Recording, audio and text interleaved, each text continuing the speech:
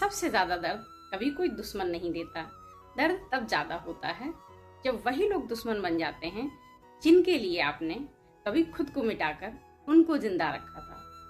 आपने उनकी तकलीफ में साथ दिया, उनकी खुशियों के लिए आपने जहर पिया, उनकी गलतियों को दुनिया से छुपाया और एक दिन वही लोग आपको समझाने लगे कि आप ही गलत थे।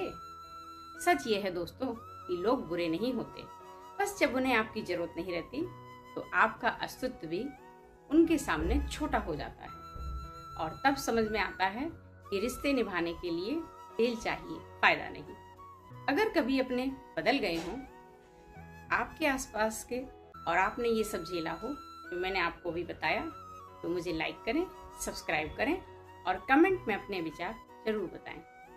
धन्यवाद। आपका दिन मंगलमय हो।